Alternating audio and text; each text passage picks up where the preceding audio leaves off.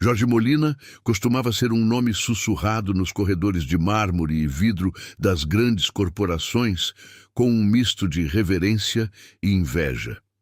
Ele era o homem dos negócios impossíveis, o visionário que transformava crises em lucros recordes com uma facilidade que beirava o sobrenatural. Hoje, porém, o único som que preenche os seus dias é o ranger rítmico de uma cadeira de balanço em uma varanda de madeira descascada, situada em um subúrbio que parece ter esquecido completamente sua existência.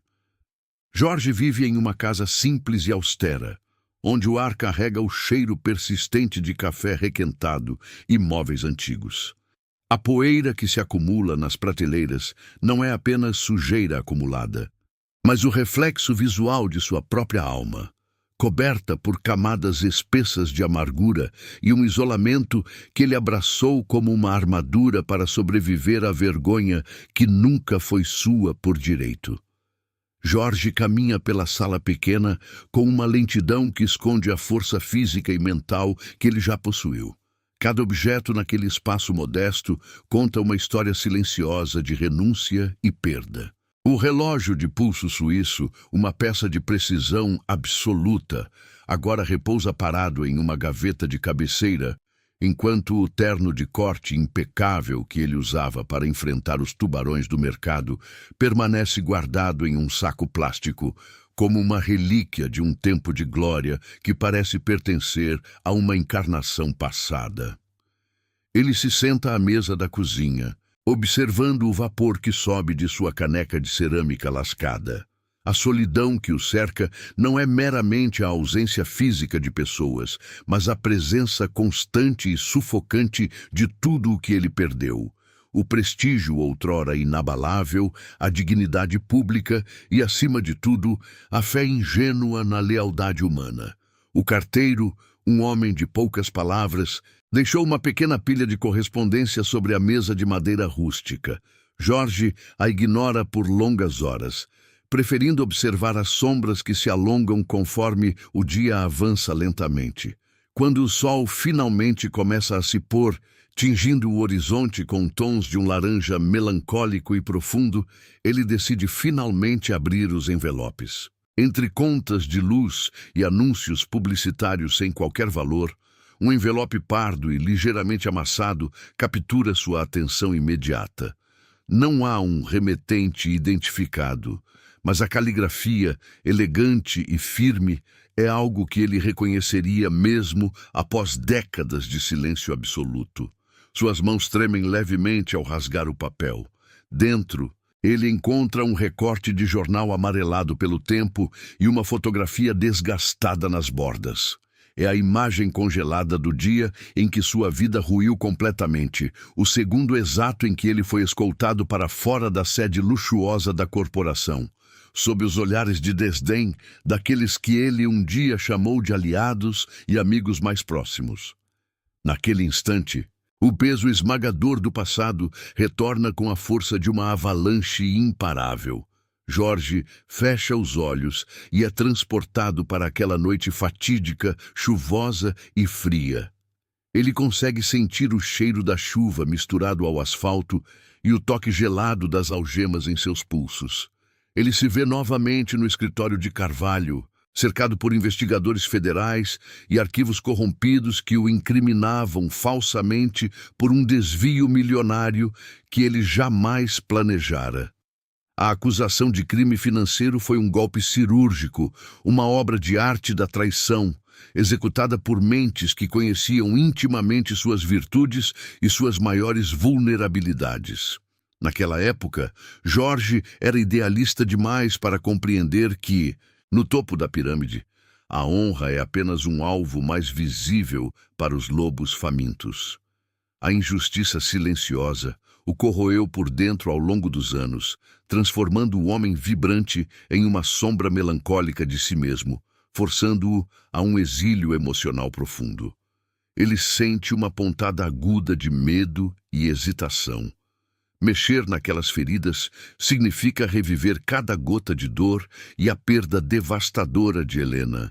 A mulher que ele amava profundamente e que não conseguiu proteger do tsunami de escândalos. No entanto, há algo a mais naquela correspondência misteriosa. Escondida sob a fotografia, uma nota manuscrita menciona um detalhe técnico sobre o fluxo de caixa que a polícia ignorou deliberadamente na época. Jorge sente um calafrio percorrer sua espinha. O desejo de limpar seu nome ainda pulsa em suas veias como uma brasa que se recusa a apagar sob as cinzas. Ele não deseja apenas o esquecimento. Ele agora anseia pela verdade absoluta. Antes de continuarmos, inscreva-se no canal e nos conte nos comentários de onde você está assistindo. A amargura começa a ser substituída por uma determinação gélida. Jorge levanta-se e caminha até o fundo de um armário, onde mantém uma caixa de metal trancada. Ali, ele guarda os fragmentos do que restou de sua investigação particular. Um esforço que ele abandonou anos atrás. Ele lê a nota da carta mais uma vez, seus olhos focando em um nome que parece saltar da página como um fantasma convocado. Era o nome de seu antigo mentor, o homem que lhe ensinou todos os segredos do poder. Ele sempre acreditou que o velho mentor havia falecido de um ataque cardíaco pouco antes do escândalo, uma vítima do estresse. No entanto, a carta revela algo perturbador. O mentor está vivo, escondido sob uma identidade falsa, e ele carrega consigo o segredo da conspiração que destruiu a vida de Jorge. O gigante que estava prostrado começa a se reerguer das cinzas, impulsionado pela descoberta de que a traição foi arquitetada por aquele em quem ele depositou sua mais absoluta e profunda confiança. A revelação contida naquela carta agiu como uma faísca em um campo de feno seco, incendiando a apatia que Jorge Molina cultivara por tanto tempo. Ele não era mais o homem que se contentava em ver as sombras passarem pela sua varanda. A inércia foi substituída por uma urgência visceral que fazia seu sangue pulsar com uma intensidade há muito esquecida.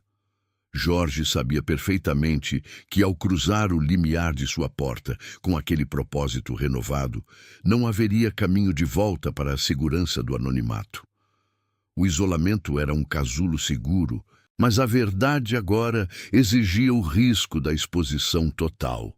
Vestindo um casaco antigo que ainda guardava o aroma sutil de sua vida de sucessos, ele saiu para as ruas cinzentas do subúrbio. O ar parecia carregado com a eletricidade de uma tempestade iminente que apenas ele pressentia.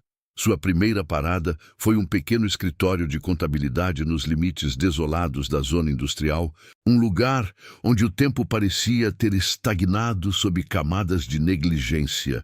Ali trabalhava um antigo colega, um homem que outrora fora seu braço direito nas auditorias mais complexas da corporação.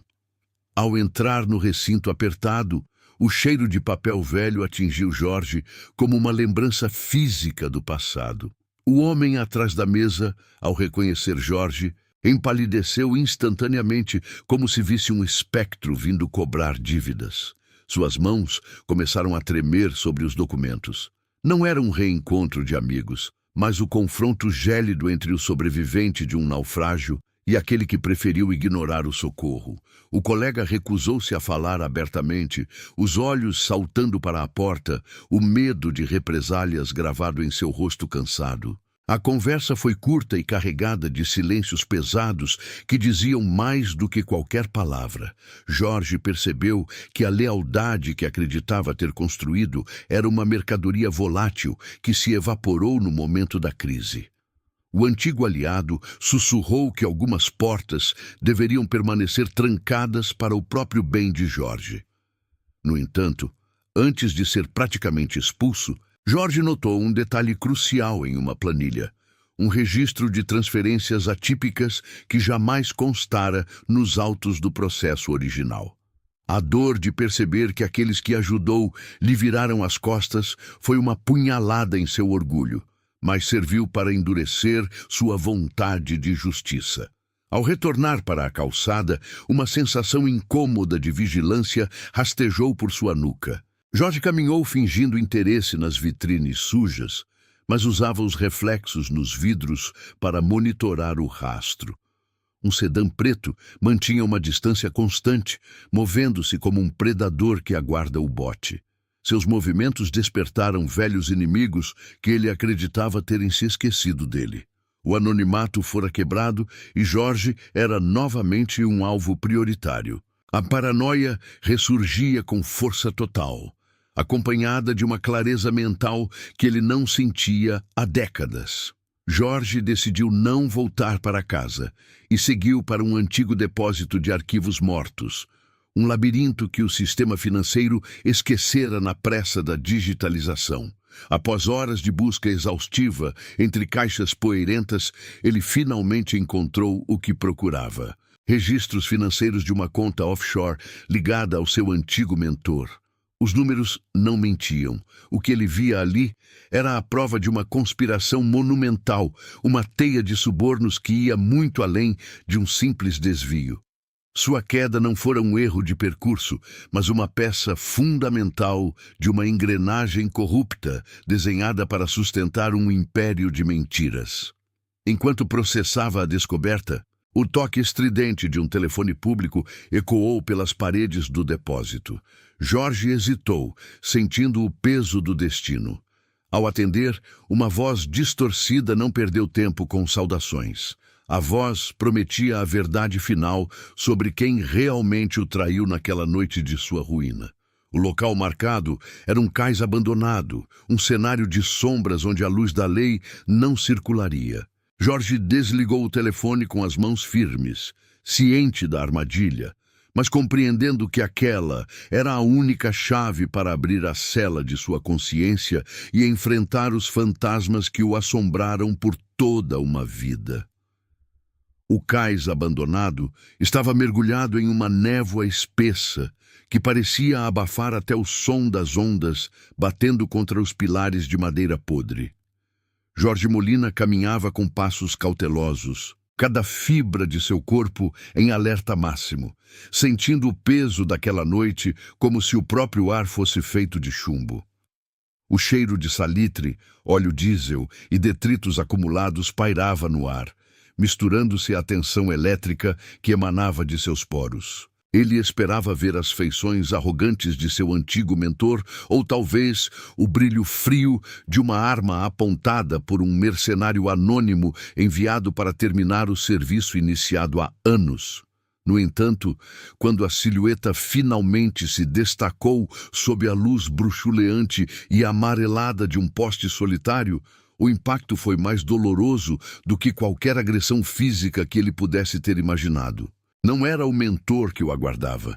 Diante dele estava um homem que Jorge tinha como um irmão mais novo, alguém que ele mesmo treinara, mentorara e levara para dentro de sua própria casa em inúmeros jantares de domingo. Ver aquele rosto conhecido ali, naquele cenário de sombras e traição, fez o mundo de Jorge oscilar violentamente. A revelação atingiu seu estômago com a força de um soco, tirando-lhe o fôlego e deixando um gosto amargo de bile na garganta. A figura à sua frente não carregava o ódio que Jorge esperava, mas sim uma resignação pragmática e fria que era infinitamente mais aterrorizante. As palavras que saíram daquela boca, outrora amiga, cortaram o silêncio do porto como navalhas afiadas. Ele explicou, com uma calma desoladora e quase mecânica, que a destruição de Jorge não fora um ato de maldade pessoal ou um erro de julgamento isolado. Foi, na verdade, uma decisão estratégica puramente contábil, tomada nos níveis mais altos da hierarquia corporativa. A empresa estava à beira de um abismo financeiro irreversível na época, e o sistema exigia um culpado de alto escalão para desviar a atenção das falhas estruturais e da corrupção sistêmica que teriam levado milhares de famílias à miséria absoluta. Jorge fora escolhido para o sacrifício porque era o único cuja reputação era impecável o suficiente para que a culpa parecesse legítima aos olhos do público, da imprensa e dos reguladores. Sua própria integridade fora a arma usada para assassiná-lo socialmente. Jorge sentiu uma náusea profunda ao perceber que sua virtude, o pilar sobre o qual construíra toda a sua vida e carreira, fora a ferramenta exata de sua própria ruína. O antagonista, agindo como um mensageiro sombrio do sistema, estendeu-lhe um envelope pardo, volumoso e pesado. Dentro estava a promessa de uma fortuna escondida, o suficiente para uma vida de luxo absoluto em qualquer lugar do mundo, longe das lembranças amargas, das ruas cinzentas e do frio do subúrbio que agora era seu lar. Aceite o suborno, Jorge. Desapareça e viva o que lhe resta de vida com o conforto que você merece. É o preço da sua paz e do nosso silêncio definitivo, disse o homem, com os olhos fixos nos dele, revelando o desespero de alguém que precisava que Jorge aceitasse o acordo para aliviar sua própria consciência pesada. Mas a honra de Molina, embora desgastada pelos anos de isolamento e sofrimento, não estava à venda por preço algum.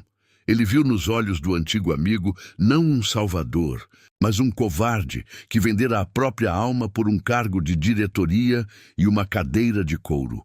A recusa de Jorge foi silenciosa e absoluta, expressa apenas no modo como ele apertou a pasta de documentos contra o peito e deu um passo firme para trás, mergulhando novamente na penumbra protetora da neblina. O clima mudou instantaneamente. A oferta de paz evaporou-se, substituída por uma sentença de morte implícita que pairava no ar úmido. Motores roncaram nas sombras adjacentes e luzes de faróis potentes cortaram a neblina, cegando Jorge por um momento crítico. Ele não esperou pelo primeiro disparo. Girou sobre os calcanhares e correu com uma agilidade que seu corpo envelhecido parecia ter esquecido. Seus pulmões queimavam com o ar gélido e o esforço súbito, enquanto o som de pneus cantando no asfalto molhado ecoava pelos becos estreitos do cais, como o uivo de lobos caçando sua presa. A perseguição foi frenética e brutal. Jorge usou cada grama de seu conhecimento sobre a geografia daquela zona industrial esquecida para despistar os perseguidores. Ele deslizou por entre contêineres enferrujados, saltou cercas de arame farpado e sentiu o deslocamento de ar das balas perdidas que buscavam silenciar a verdade definitiva que ele carregava. Ao encontrar um refúgio temporário sob a estrutura maciça da ponte que ligava o porto ao centro da cidade, Jorge, ofegante e coberto de um suor frio, abriu a pasta para conferir os papéis sob a luz trêmula de seu celular. Seu coração quase parou de bater ao folhear as páginas. As provas de transferências ilegais e os registros das contas offshore eram contundentes, mas ele percebeu com um pavor crescente que faltava a peça central do quebra-cabeça, o contrato original de caução que vinculava diretamente o mentor à fraude mestre. Sem aquele documento físico, ele possuía apenas fragmentos de uma conspiração, não a prova irrefutável necessária para o checkmate legal. Foi então que uma lembrança, uma conversa sussurrada há muitos anos, na segurança de seu antigo quarto, voltou à sua mente com a clareza de um relâmpago no meio da tempestade. Helena. Sua ex-esposa sempre fora mais astuta e observadora do que ele jamais admitira. Jorge compreendeu, com uma mistura de pavor e uma nesga de esperança, que a peça final não estava em nenhum cofre corporativo, mas nas mãos da mulher com quem ele não falava há anos e cujas cicatrizes emocionais ele mesmo ajudara a criar. O caminho para a justiça agora passava obrigatoriamente pelo perdão dela. A chuva começou a cair, fina e insistente, enquanto Jorge Molina estacionava o carro a 2 quadras da antiga casa de Helena. Cada passo em direção àquela porta de madeira maciça parecia pesar 1 tonelada, carregando o fardo de anos de silêncio e ressentimento acumulado. Quando ele finalmente tocou a campainha, o som ecoou dentro dele como um gongo, anunciando o julgamento final. A porta se abriu lentamente, revelando Helena. O tempo havia sido gentil com as feições dela, mas os olhos, outrora brilhantes de admiração por Jorge, agora carregavam uma névoa de cansaço e uma tristeza profunda e sedimentada. O choque de ver Jorge ali, molhado pela chuva e com o olhar de um homem cansado, fez com que Helena recuasse um passo, sua mão subindo involuntariamente ao peito em um gesto de proteção. O reencontro foi um choque de realidades e um mergulho em águas turvas. Jorge esperava gritos ou uma porta batendo na cara, mas o que encontrou foi um convite silencioso para entrar. Um gesto que doía mais do que qualquer insulto direto. Na sala iluminada por uma luz âmbar suave, o ar parecia saturado de memórias e palavras que haviam apodrecido com o tempo. Jorge começou a falar, sua voz rouca, revelando a exaustão da perseguição e o peso da verdade que carregava na pasta amassada. Helena o ouviu em silêncio absoluto, mas logo as comportas do passado se abriram violentamente. O diálogo que se seguiu não foi sobre números frios ou conspirações corporativas, mas sobre as feridas abertas na alma de uma família que fora deixada para trás. Ela o confrontou com a realidade de que sua queda não fora apenas financeira. Ele havia se retirado emocionalmente do mundo muito antes de ser acusado, deixando-a sozinha para lidar com os escombros de uma vida que ele permitira ser implodida pelo seu próprio ego e pela obsessão doentia com o status e o poder. As mágoas fluíram como um rio represado que finalmente rompe a barragem.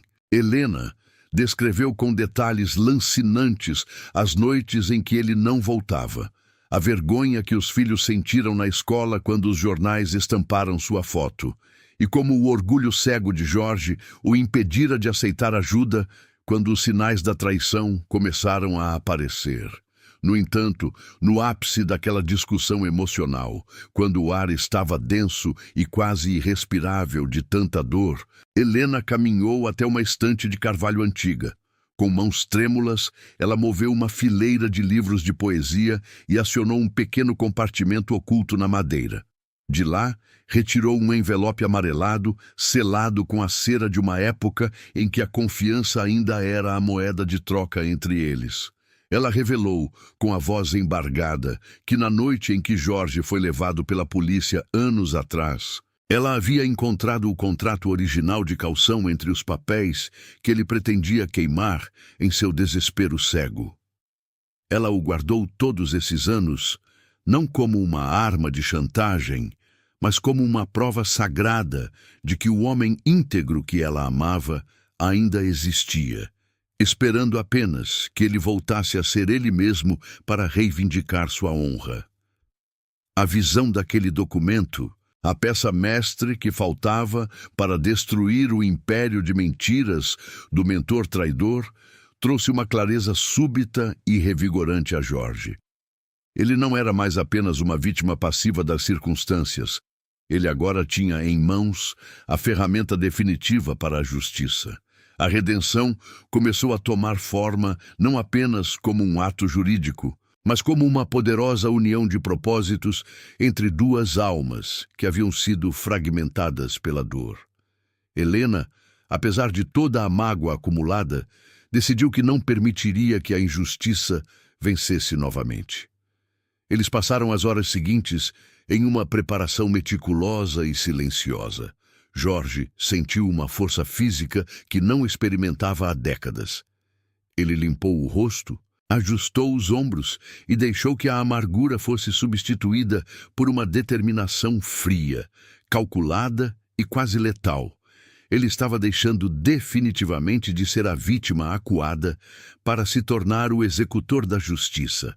Enquanto revisavam o plano para expor o mentor no grande evento da corporação, que ocorreria na manhã seguinte, a atmosfera de calma tensa foi bruscamente interrompida por um brilho externo. O reflexo de luzes azuis e vermelhas começou a dançar freneticamente nas paredes da sala, cortando as frestas das cortinas pesadas. O som de pneus freados com violência no asfalto e o bater metálico de portas de veículos ecoaram pela rua antes tranquila. Jorge correu até a janela e viu o pesadelo se materializando diante de seus olhos. Várias viaturas da polícia, nitidamente sob o comando de oficiais comprados pelo sistema, estavam cercando a residência de forma estratégica. Ele sabia que eles não estavam ali para prender um criminoso, mas para silenciar a verdade de forma definitiva antes que o sol nascesse. O pânico nos olhos de Helena foi contido pelo aperto firme e protetor da mão de Jorge. Eles estavam encurralados, cercados por homens armados e corrompidos, e a única saída exigiria uma manobra desesperada e suicida que colocaria tudo em risco absoluto, forçando Jorge a tomar uma decisão final. O cerco estava implacavelmente fechado, mas o desespero que antes consumia Jorge Molina havia se transformado em uma lucidez gelada e absoluta. Ele olhou para Helena, cujos olhos refletiam o piscar frenético das luzes das viaturas, e soube que o tempo de lamentar as perdas havia finalmente acabado. Usando um antigo túnel de serviço que conectava o porão da casa à rua lateral, uma relíquia esquecida de construções passadas que ele conhecia por pura necessidade técnica, eles deslizaram pela escuridão úmida e silenciosa.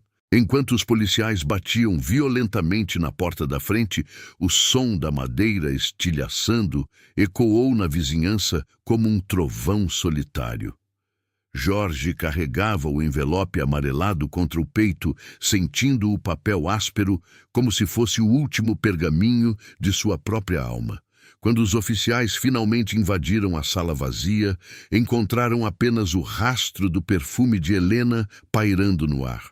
Do lado de fora, sob a chuva fina, Jorge e Helena entraram em um utilitário discreto, desaparecendo nas sombras da madrugada rumo ao coração de vidro e aço da metrópole. O salão de convenções da sede da corporação brilhava com o reflexo de 1000 cristais e o tilintar constante de taças de champanhe. Era uma noite de celebração luxuosa, onde o antigo mentor de Jorge seria homenageado como um visionário da indústria moderna. Jorge, vestindo um terno que Helena conseguira resgatar de suas antigas posses, caminhava pelo saguão com uma postura que exalava uma autoridade fria e implacável. Ele não era mais o fugitivo maltrapilho das sombras, mas a personificação viva das consequências que a ganância do mentor tentara enterrar a todo custo. No carro, estacionado estrategicamente, Helena coordenava a transmissão digital com precisão absoluta e nervos de aço. Ao cruzar o limiar do salão, Jorge sentiu o contraste absurdo entre o luxo opulento dos trajes de gala e a profunda miséria emocional em que fora jogado injustamente nos últimos anos de seu isolamento. Sua entrada no evento não foi anunciada por fanfarras, mas o silêncio se propagou como uma onda sísmica avassaladora por todo o ambiente. Os convidados, a nata da elite financeira, se afastavam instintivamente conforme ele avançava pelo corredor central em direção ao palco iluminado. O antigo mentor, no centro das atenções, sentiu um arrepio gélido percorrer sua espinha ao ver a figura de seu antigo pupilo emergir da penumbra com tal determinação. Jorge parou diante do palanque de mármore, ignorando completamente os seguranças que hesitavam diante da intensidade de seu olhar. Ele não sacou armas. Ele simplesmente colocou o envelope amarelado sobre o púlpito com um gesto lento e deliberado. O silêncio na sala era tão denso que se podia ouvir o zumbido elétrico dos refletores. Jorge começou a falar, e sua voz reverberou com um poder que silenciou qualquer tentativa de interrupção, desfiando cada detalhe técnico da fraude que destruíra sua carreira e sua vida. O mentor tentou manter sua máscara de benevolência, aproximando-se de Jorge para sussurrar que suas ações foram sacrifícios necessários para a sobrevivência da instituição, tratando a ruína de Jorge como um mero detalhe contábil irrelevante. Ele falava de pragmatismo como se a honra fosse uma moeda obsoleta em um mercado de valores moderno. No entanto, sua arrogância foi sua armadilha final e definitiva. Enquanto ele tentava justificar o injustificável com uma lógica distorcida, Jorge apontou para os telões gigantes que circundavam o salão. Ele revelou que Helena estava transmitindo cada palavra daquela confissão em tempo real, para as principais agências de notícias e para o gabinete da Procuradoria Federal. O pânico desfigurou o rosto do mentor quando ele percebeu que seu império de mentiras estava desmoronando em rede nacional diante de milhões de espectadores e autoridades. As portas do salão foram escancaradas por agentes federais que não estavam na folha de pagamento da corporação. A queda dos deuses corporativos era iminente e terrivelmente pública. O mentor, destituído de sua falsa autoridade, foi conduzido para fora sob o clarão impiedoso dos flashes da imprensa. Jorge sentiu um alívio momentâneo, mas a vitória trazia um peso amargo nas profundezas de seu peito. No momento em que o vilão passava algemado por ele, houve uma pausa súbita e carregada de uma eletricidade estática. O mentor se inclinou e, com um sorriso de malícia final, sussurrou algo diretamente no ouvido de Jorge. As palavras cortaram o ar como navalhas afiadas, mencionando um detalhe perturbador sobre o passado de sua própria família e o papel ambíguo que Helena desempenhara na conspiração original. O mundo de Jorge Molina tremeu violentamente, deixando-o parado no centro do salão enquanto a dúvida começava a consumir sua alma novamente. O sussurro sibilante do antigo mentor ainda ecoava nos ouvidos de Jorge Molina, como o chiado de uma serpente ferida que, mesmo prestes a ser esmagada, tentava desferir um último golpe letal. No centro daquele salão suntuoso, rodeado por luzes que agora pareciam frias e artificiais, Jorge sentiu o peso da vitória oscilar perigosamente. A revelação de que Helena poderia ter sido cúmplice em sua ruína não era apenas uma dúvida. Era um veneno que ameaçava paralisar seu coração no momento exato em que ele deveria celebrar a liberdade reconquistada. Ele viu Helena à distância, perto da saída lateral do salão, e a expressão no rosto dela não era de triunfo, mas de uma dor antiga e suprimida que finalmente encontrava o caminho para a superfície. Eles caminharam em silêncio para fora do prédio, deixando para trás o caos dos repórteres ávidos por uma declaração e a queda definitiva de um império construído sobre areia movediça. O ar da madrugada estava carregado com o cheiro da chuva que lavava o asfalto, e o som das sirenes distantes parecia uma trilha sonora melancólica para o fim de uma era. Em um pequeno refúgio urbano, um parque onde as árvores pareciam guardar segredos de gerações, Jorge parou e olhou profundamente nos olhos da mulher que fora seu porto seguro e, ao mesmo tempo, sua maior incógnita. Ele perguntou a verdade sobre o sussurro do mentor, e a resposta dela veio acompanhada de lágrimas que brilhavam sob a luz amarelada dos postes de rua.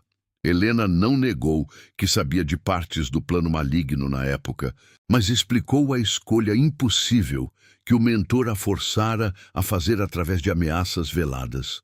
O vilão havia jogado com o amor dela como se fosse uma ferramenta de manipulação técnica, usando a segurança física de Jorge para garantir o silêncio dela e a queda controlada de sua carreira.